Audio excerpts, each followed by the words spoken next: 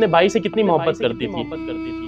اسی طرح سے باپ اپنی بیٹی سے بھی بہت محبت کرتا ہے، اور اسی وجہ سے 18ویں رمضان کو امیر المومنین نے امام حسن علیہ السلام سے کہا کہ بیٹا اپنی بہن ام کلثوم سے کہو کہ آج تمہارا بابا تمہارے گھر افطار کرنا چاہتا ہے۔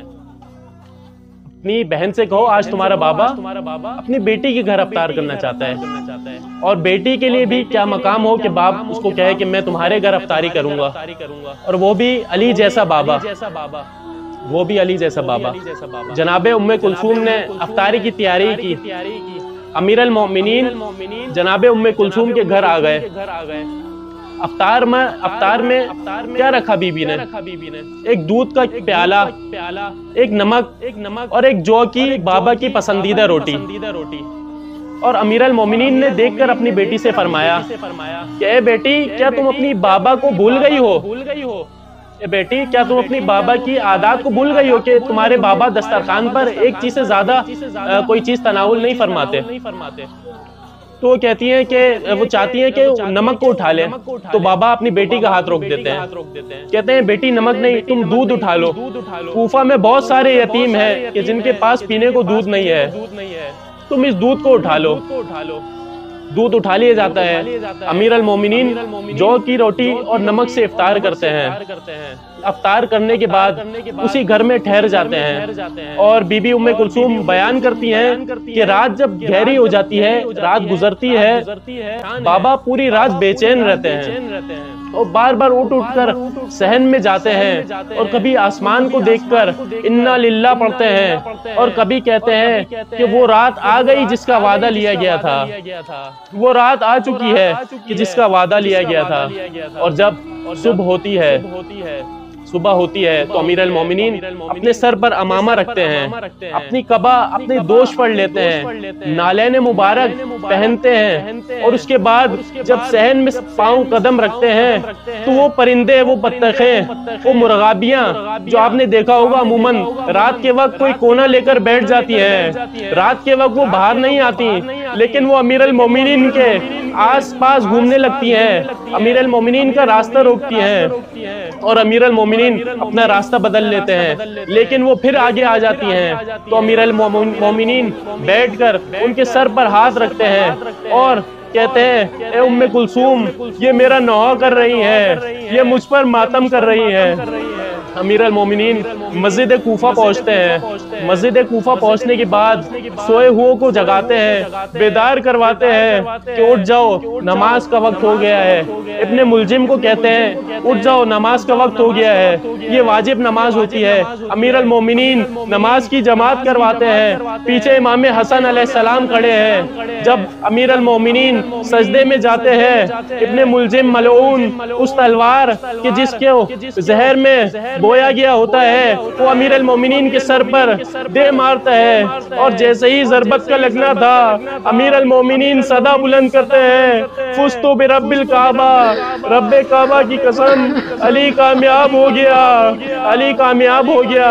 امیر المومنین امام حسن سے کہتے ہیں اے بیٹا نماز مکمل کرواؤ۔ امام حسن نماز مکمل کرواتے ہیں۔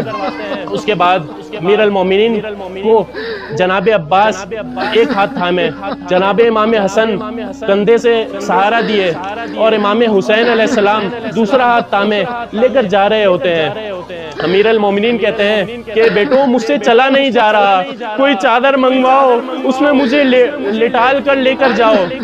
امیر المومنین کو اس میں لٹالا جاتا ہے، سب اٹھا لیتے ہیں، اٹھا کر لے کر جا رہے ہوتے ہیں۔ امیر المومنین دیکھتے ہیں کہ حسن کی آنکھوں میں آنسو ہیں، حسن رو رہے ہیں۔ امیر المومنین کہتے ہیں حسن کیا ہوا، تم کیوں؟ پھر دیکھتے ہیں جناب عباس رو رہے ہیں، جناب عباس کو خاموش کرواتے ہیں، چپ کرواتے ہیں۔ امیر المومنین اپنے تمام بیٹوں کو سہارا دے رہے ہیں، صبر دے رہے ہیں، حوصلہ دے رہے ہیں، لیکن جب گھر پہنچتے ہیں بی بی زینب کو دیکھتے ہیں تو خود بھی گریہ کرنا لگ جاتے ہیں، خود بھی گریہ شروع ہو جاتا ہے۔ عزیزان گرامی، آپ کو معلوم ہے، آپ نے سن رکھا ہوگا امیر المومنین کے زخمی ہونے کی خبر کوفہ میں کس طرح سے پھیلی۔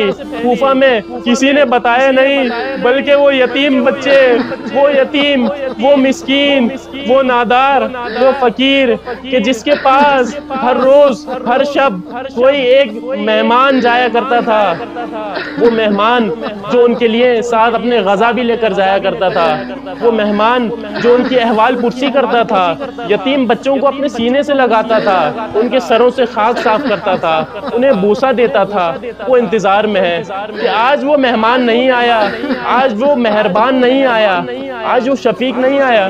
عزیزان گرامی، انہیں روٹی کی پرواہ نہیں ہے، وہ کہتے ہیں خدا نہ کرے کوئی حادثہ نہ ہو گیا ہو، وہ سب انتظار میں بیٹھے ہیں۔ اور وہ نابینا جو کسی ویرانے میں بیٹھے ہوئے ہیں، وہ دیکھتے ہیں کہ ایک شخص آ رہا ہے، وہ کہتے ہیں اے شخص، تم نے میرے دوست کو دیکھا ہے جو ہر شب میرے پاس آتا تھا؟ تو شخص آتا ہے، کہتا ہے نابینا، تم تو اندھے ہو، تمہیں میرے قدموں کی آہٹ سے کیسے پتہ نہیں چلا کہ تمہارا دوست آ رہا ہے یا کوئی اور آ رہا ہے؟ وہ کہتا ہے نہیں، جب میرا دوست آتا تھا تو مجھے اس کے پاس سے شفقت کی بو آتی تھی، تمہارے پاس سے وہ بو نہیں آ رہی۔ تو وہ کہتا ہے کہ میں نے ایک واقعہ سنا ہے کہ کوفہ میں امیر مسلمین خلیفہ کو زخمی کر دیا ہے، امیر المومنین کو زخمی کر دیا گیا ہے۔ جتنے بھی مسکین ہیں، جتنے بھی فقیر ہیں، سب دوڑتے ہوئے جاتے ہیں امیر المومنین کے پاس، امیر المومنین کے گھر کی طرف، اور ساتھ میں اس خبر کو بھی سنتے ہیں کہ طبیب نے کہا ہے، طبیب نے مشورہ دیا ہے کہ امیر المومنین کے سر میں جو زہر لگا ہے اس کا علاج صرف دودھ سے ہو سکتا ہے۔ تو سب یتیم کہ جن کے پاس دودھ پینے کے لیے پیسے نہیں تھے، نہ جانے کہاں کہاں سے دودھ لے کر آ جاتے ہیں، اور سب کے ہاتھ میں کاسے ہیں، امیر المومنین کے در کے پاس آتے ہیں اور التجا کرتے ہیں کہ ہمارے حصے کا دودھ ہمارے مولا کو دے دینا، ہمارے حصے کا دودھ ہمارے مولا تک پہنچا دو۔ باہر کوہرام برپا ہے، اندر سے آواز آتی ہے اِنَّا لِلَّهِ وَإِنَّا إِلَيْهِ رَاجِعُونَ۔ امام حسن باہر آتے ہیں، کہتے ہیں یتیموں اپنا دودھ واپس لے جاؤ، تمہارے مولا ادھر سے گزر چکے ہیں، تمہارے مولا اللہ کے پاس جا چکے ہیں، علی دنیا سے گزر چکے ہیں۔